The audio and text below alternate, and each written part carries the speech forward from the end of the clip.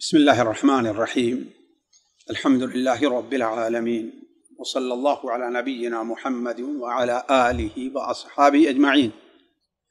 پیارے بھائیو، السلام علیکم ورحمۃ اللہ وبرکاتہ۔ یہ جو دین کے منافی امور کا سلسلہ جو چل رہا تھا، اس کی آج ہمارے خیال سے 12ویں کڑی ہے۔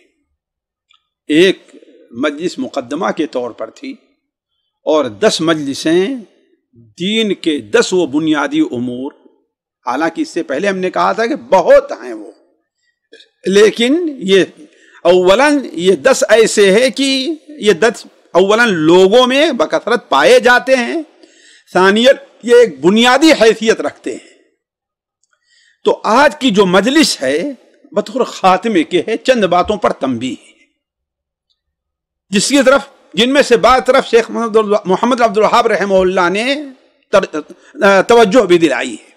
ساتھیوں، پہلی چیز، یہ 10 امور ذکر کیے گئے ہیں، ان میں اس اعتبار سے کوئی فرق نہیں ہے کہ ان امور کا ارتکاب اذراہ مذاق کیا جائے یا سنجیدگی میں کیا جائے یا ڈر اور خوف کے ذریعے کیا جائے یا لالچ کے ذریعے کیا جائے۔ یعنی اگر کوئی آدمی ان کا ارتکاب بطور مذاق کے بھی کرتا ہے تو وہ بھی دین سے خارج ہونے والا ایک عمل کا ارتکاب کر رہا ہے۔ اگر کوئی شخص سنجیدگی سے بھی کہتا ہے پھر بھی اس کا وہ ارتکاب کر رہا ہے۔ اگر کوئی شخص اپنے مال کی لالچ میں ایسا کر رہا ہے تو بھی ایسا مانا جائے گا۔ اگر کوئی شخص کسی کے خوف اور ڈر سے بھی کر رہا ہے تو بھی اس کا مانا جائے گا۔ یہ مسئلہ بڑا اہم ہے ساتھیوں، اس پر غور کرنے کی ضرورت ہے۔ اگر کوئی شخص مثال کے طور پر بطور مذاق کے کسی کو سجدہ کر لیتا ہے، یا بطور مذاق کے اپنے بھائی سے کہتا ہے چلو مجھے جنت نہیں چاہیے، یا بطور مذاق کے کہتا آپ اگر ہمیں جہنم میں بھی لے چلے پھر بھی وہاں چلا جاؤں گا، جیسے کہ عام طور پر بولتے ہیں نبی کریم صلی اللہ علیہ وسلم۔ یا کوئی کیا کرے کہ نماز کو سیکھ کر کے کیا کروں کہ نماز ہمیں روزی دے گی، روٹی دے گی، کھانا دے گی۔ یہ ایسے امور ہیں، علماء کہتے ہیں کہ اس میں سنجیدگی بھی کفر ہے اور مذاق کے اندر بھی کفر ہے۔ اس بارے میں مذاق جائز نہیں ہے، اس بارے میں مذاق نہیں جائز ہے۔ اسی طریقے سے میں بطور حوالے کے آپ کو صرف ایک کتاب کا حوالہ دیتا ہوں، فقہ حنفی کی بڑی مشہور کتاب البحر الرائق ہے۔ اس کے اندر صراحت ساتھ لکھا ہے کہ من تکلم بکلمۃ الکفر ہازلا او لاعبا کفر عند الکل ولا اعتبار باعتقادہ۔ یعنی جو شخص کوئی کفریہ کلمہ اپنی زبان سے ادا کرے، خواہ مذاق میں ہو یا کھیل کے طور پر ہو، تو علماء کے متفقہ طور پر علماء کے نزدیک کافر مانا جائے گا، اس کے اعتقاد کا کوئی اعتبار نہیں ہوگا۔ لہذا اس پر توجہ دینی چاہیے، ضروری ہے کہ اس پر توجہ دیں۔ دوسری بات یہ ہے کہ اگر کسی شخص کو مجبور کر دیا گیا، مستثنا کر دیا گیا،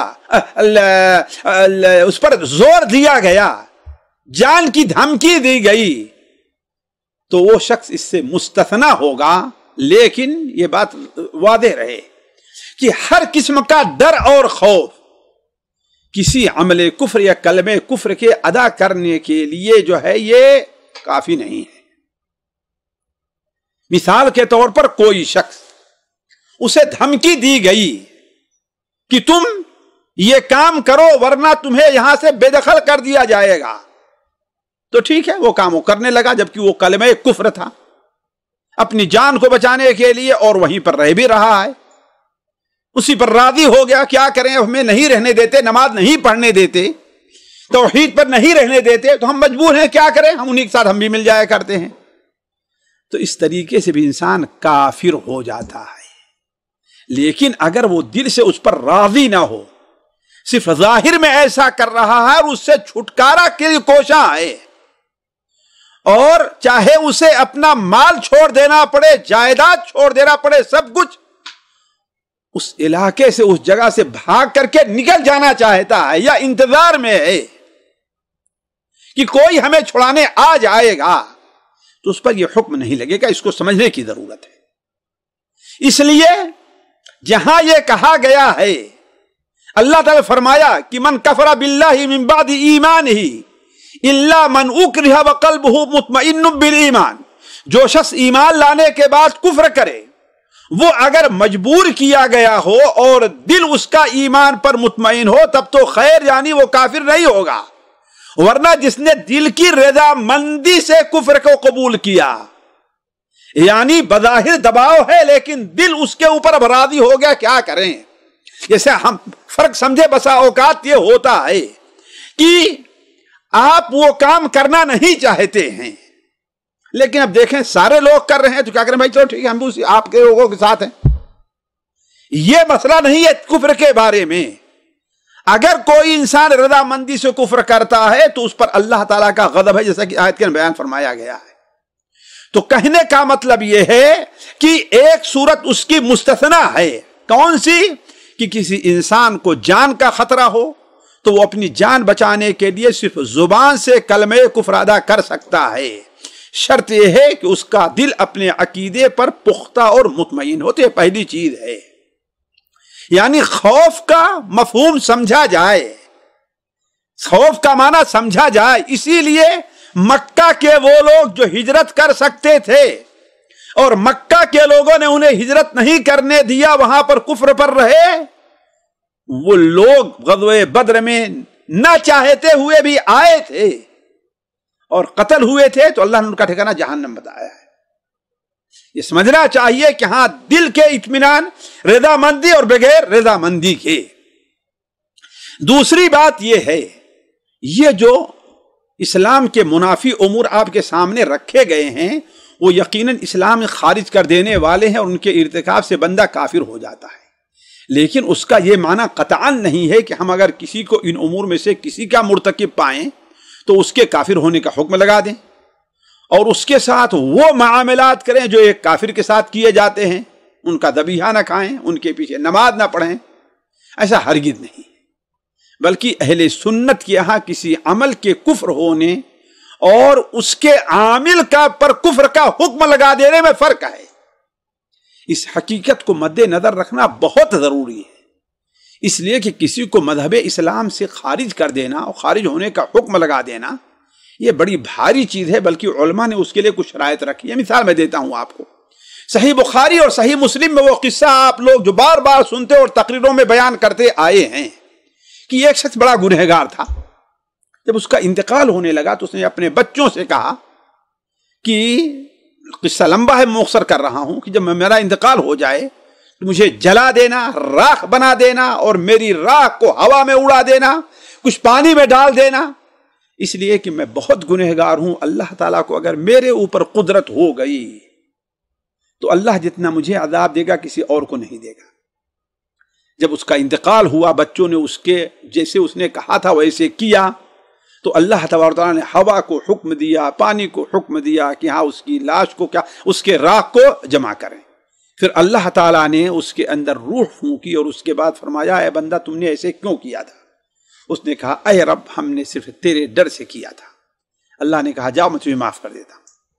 دیکھیے حالانکہ اسے یہ نہیں معلوم تھا یا شک کیا کہ اللہ کو اس پر قدرت حاصل ہے، لیکن پھر بھی اللہ نے معاف کیا. تو کہنے کا مطلب یہ ہے کہ بسا اوقات ایک کلمہ کفر رہتا ہے، بظاہر وہ کفر ہے، لیکن ہم کسی کو لگا دیں اب تو کافر ہو گیا تیرے ساتھ وہ معاملہ کریں، یہ نہیں ہے. اسی طریقے سے صحیح بخاری کے اندر وہ قصہ حضرت عمر سے جو مروی ہے رضی اللہ تعالیٰ عنہ کہ ایک شخص جس کا نام عبداللہ تھا، ان کو الحمار لوگ کہا کرتے تھے، ایک بار انہوں نے شراب پی، اللہ کے رسول کے پاس لائے گئے، آپ نے کوڑے برسائے. دوسری بار شراب پی، پھر پکڑ کے لائے گئے اور کوڑے برسائے. جب تیسری بار لائے گئے تو کوڑے برسائے تو کسی صحابی نے کہا کہ اللہ کی اس کے اوپر لعنت ہو، یہ بار بار شراب پیتا ہے اور پکڑا جاتا ہے اور کوڑے برسائے جاتے ہیں. آپ نے فرمایا نہیں، کیا تمہیں معلوم نہیں کہ اللہ اور اس کے رسول سے محبت کرتا ہے؟ یعنی شراب پر آپ نے لعنت بھیجی ہے، بلکہ 10 اعتبار سے شراب پر لعنت ہے. پینے والا، پنانے والا، بنانے والا، جس کے لیے بنائی جائے اور لینے والا ہر اعتبار سے اس میں ہے، لیکن آپ نے اسے منع فرمایا. کیوں؟ اس لیے کہ ایک رکاوٹ موجود ہے. تو علماء اسی لیے کہتے ہیں کہ ضروری یہ ہے کہ وہ شرائط پائے جائیں کسی کو کافر گرداننے کے، اور وہ چیزیں جو رکاوٹ بنتی ہیں کسی کے کافر ہونے میں وہ وہاں پر نہ پائی جائیں. اس لیے ہم یہ کہتے ہیں کہ یہ کفر ہے، اس سے انسان کافر ہو جاتا ہے، لیکن اگر ہم نے کسی کو دیکھا تو ہم نے اب تم کافر ہو گئے، نہیں، ایسا نہیں.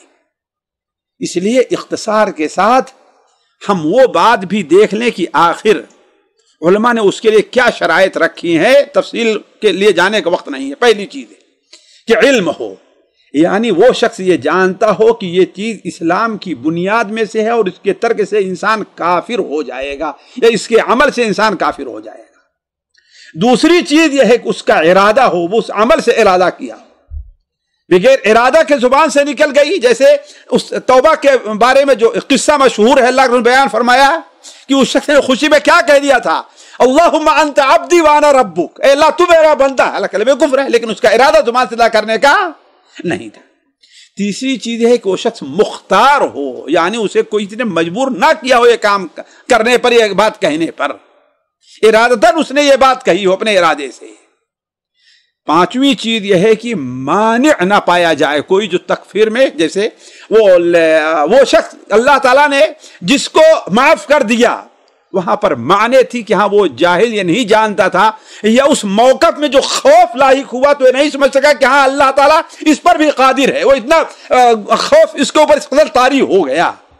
تو اگر ایسے کوئی معاملہ ہے، جیسے علماء کہتے ہیں کہ وہ جاہل ہو یا وہ کام اس نے تعویل کی ہو اس کی، جیسے بہت سے لوگ یہ کہتے ہیں کہ اللہ تعالیٰ آسمان پر نہیں ہر جگہ موجود ہے، جبکہ یہ کلمہ کفر ہے.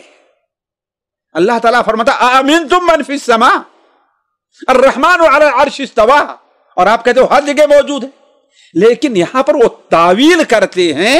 ہم یہ نہیں کہیں گے کس نے کہا تو کہیں تم کافر ہو جائے گا، نہیں، اس لیے کہ تعویل کی وجہ سے ان سے یہ غلطی ہوئی ہے. اسی طریقے سے بسا اوقات انسان کو مجبور کیا جاتا ہے یا اس کے پاس اتنا علم نہیں ہے، تقلید کے طور پر وہ یہ باتیں کر رہا ہے.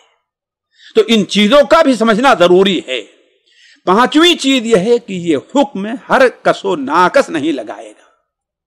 یہ کام اہل علم کا ہے اور ان کا ہے جنہیں فتویٰ دینے کا اختیار ہے کہ ایسے شخص کو بلایا جائے، ایسے شخص کے بارے میں معلومات حاصل کی جائے، ایسے شخص کے اوپر حجت قائم کی جائے. پھر اس کے بعد اہل علم دیکھیں گے کہ ہاں اب یہ اس لائق ہے کہ نہیں، کسی مذہب سے خارج کر دیا جائے، حکم لگایا جائے، تب تو ٹھیک ہے. ورنہ ہر کس و ناکس دو جماعت پڑھا ہوا، اردو سے پڑھ کر کے عالم بنا ہوا، لوگوں کے اوپر فتویٰ لگانے لگے کہ وہ کافر ہے، وہ اس کا ذبیحہ نہیں کھاتا، اس کے پیچھے نماز نہیں پڑھتا. اس کا اختیار اللہ تعالیٰ نے ہم کو اور آپ کو نہیں دیا ہے. یہ اختیار فاسألوا اہل الذکر ان کنتم لا تعلمون، اگر نہیں جانتے تو اہل ذکر سے پوچھو. اللہ تعالیٰ سے دعا ہے کہ اللہ تعالیٰ ہمیں اور آپ کو کفر اور تکفیر اور اس تمام مصیبتوں سے محفوظ رکھے. والسلام علیکم ورحمۃ اللہ وبرکاتہ.